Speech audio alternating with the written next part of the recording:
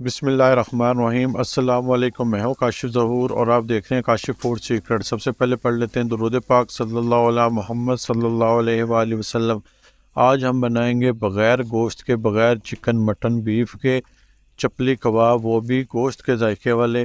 بہت ہی ٹیسٹفل بنتے ہیں، بہت ہی یونیک ریسپی ہے۔ آپ اس ریسپی کو میرے طریقے سے بنائیں، یقین مانیں کوئی بھی جج نہیں کر پائے گا کہ یہ بغیر گوشت کے بنے ہوئے کباب ہیں۔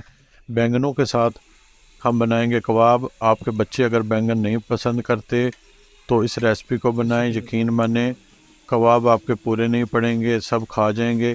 آئیے ریسپی کی جانب چلتے ہیں۔ آدھا کلو میں نے بینگن لیے ہیں، پیارے پیارے فریش بینگن لے لیں گے اور ہم ان کو چھیل لیں گے۔ چھلکا اور اوپر والا ڈنڈل اس کا ہم اتار دیں گے۔ اچھے سے ہم نے بینگنوں کو پیل کر لینا ہے، چھلکے اس کے اپنے استعمال نہیں کرنے۔ اور بینگنوں کو چھیلتے ساتھ ہم ان کو پانی میں ڈالتے جائیں گے، کیونکہ یہ فوراً سے کلر چینج کر لیتے ہیں، بلیک کلر کی طرف چلے جاتے ہیں۔ ان کو ہم نے پانی میں ڈبو لینا ہے۔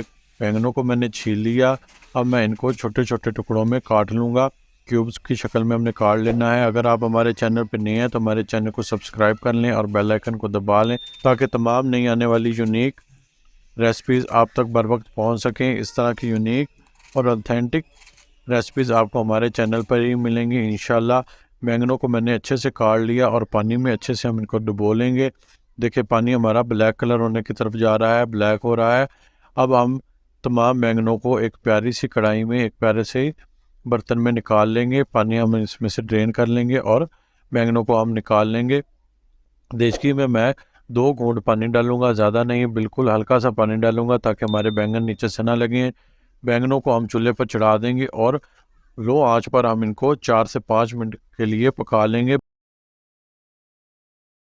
بینگن ہمارے نرم ہو گئے ہیں، ماشاءاللہ دیکھیں کتنے بہترین بن کر تیار ہوئے ہیں، بالکل نرم ہو گئے ہیں۔ اب ہم ان کو ایک پیارے سے باؤل میں نکال لیں گے۔ بینگن ہمارے ایسے ہو جائیں گے جیسے ہم ان کا بھرتا بناتے ہیں، اس طریقے سے ہمارے نرم ہو جائیں گے، لیکن ہم نے اس کو کیوبز میں کاٹ کے اس طریقے سے نرم کرنا ہے۔ اب ہم اس میں بریڈ کرمز کی ایک کٹوری بھر کر ڈال دیں گے۔ یہ فریش بریڈ کرمز ہیں، 4 سلائس میں نے لیا اور ان کو میں نے بلینڈ کر لیا۔ ایک بڑے سائز کا پیاز، ان کو بھی میں نے بریک چاپ کر لیا، بیچ میں ڈال دیں گے۔ 1.5 عدد 1.5 ٹماٹر میں نے چھوٹے کیوبز میں کاٹ لیا، بڑے سائز کے ٹماٹر سے 1.5 ٹماٹر میں نے کیوبز میں کاٹ لیا، یہ شامل کر دوں گا۔ 4 سے 5 ہری مرچیں، ان کو بھی میں نے بریک چاپ کر لیا، یہ بھی میں بیچ میں شامل کر دوں گا۔ اور ہرا دھنیا 3 سے 4 ٹیبل سپون ہم اس میں شامل کر دیں گے۔ 1 ٹیبل سپون بھر کر لہسن کا پیسٹ ہم شامل کریں گے۔ لہسن کو اچھے سے ہم نے پیس لیا، 1 ٹیبل سپون بھر کر ہم نے شامل کیا۔ 2 ٹیبل سپون بھر کر میں بیسن کا شامل کروں گا، بعد میں ہم اس کو دیکھیں گے، اگر ہمیں ضرورت پڑی تو ہم مزید بیسن شامل کر لیں گے۔ 1 ٹی سپون زیرہ پاؤڈر، 1 ٹیبل سپون ثابت دھنیا جن کو میں نے موٹا موٹا کوٹ لیا، اور 1 ٹیبل سپون اناردانہ شامل کریں گے۔ 1 ٹی سپون نمک میں نے اس میں شامل کر دیا۔ آپ اپنے ٹیسٹ کے مطابق کم یا زیادہ کر سکتے ہیں۔ 1/2 ٹی سپون ہلدی شامل کریں گے اور 1 ٹی سپون چلی فلیکس شامل کریں گے، اور 1/2 ٹی سپون ہی میں اس میں لال مرچ پاؤڈر شامل کر دوں گا۔ مسالے کو میں ہلا کر بیچ میں 1 انڈا شامل کروں گا۔ اب ہمارا مسالہ تقریباً مکمل ہو چکا ہے۔ اب ہم اس کو ہاتھوں کی مدد سے یکجان کر لیں گے، اچھے سے ہم نے مکس کر لینا ہے۔ باؤل مجھے چھوٹا پڑ رہا ہے، اس سے اچھے سے مکس نہیں ہو رہا، میں بڑا باؤل لے لوں گا اور اس میں میں ساری چیزیں مکس کر لوں گا، کیونکہ ہماری مسالہ زیادہ بن گیا ہے۔ اور اب میں اس کو بڑے باؤل میں شفٹ کر کے اس کو اچھے سے ہاتھوں سے مکس کر لوں گا۔ آپ پہلے سے ہی بڑا باؤل لے لیجیے گا، میری طرح غلطی نہ کیجیے گا۔ اور اب میں سارے مسالے کو اچھے سے یکجان کر لوں گا، ہاتھوں سے میں نے اس کو میش کرتے ہوئے بیچ میں بینگنوں کو سارے مسالے کو یکجان کر لینا ہے۔ میں نے مسالے کو مکس کر لیا، مجھے پتلا لگ رہا تھا، میں نے 2 ٹیبل سپون مزید اس میں بیسن شامل کیا، ٹوٹل ہمارا 4 ٹیبل سپون بیسن ہے۔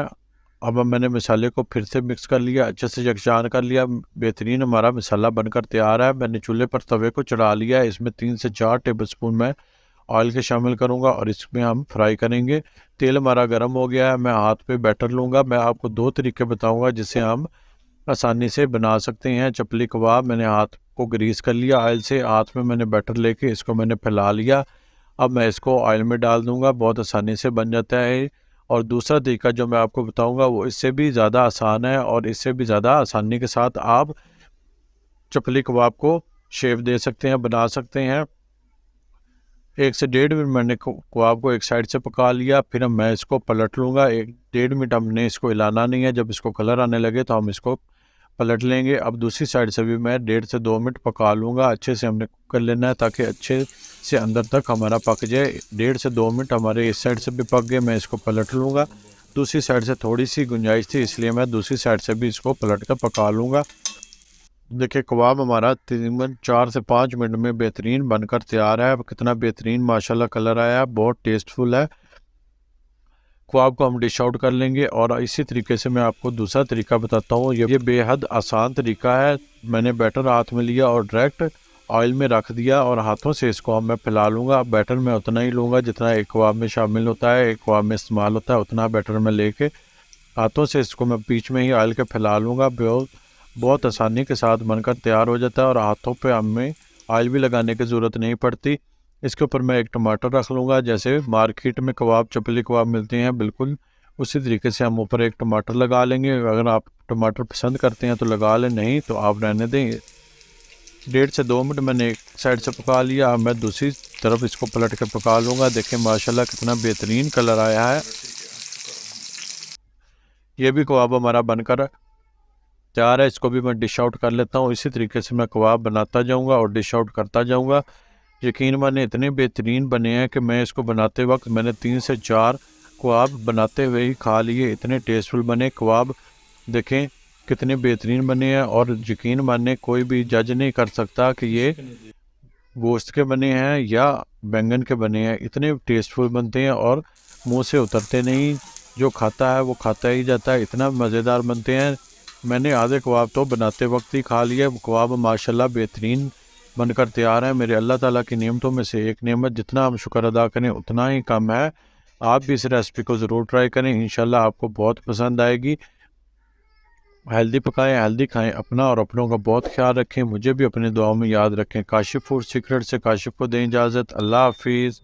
और जाते जाते मेरे चैनल को ज़रूर सब्सक्राइब कर दें। अल्लाह हाफिज़।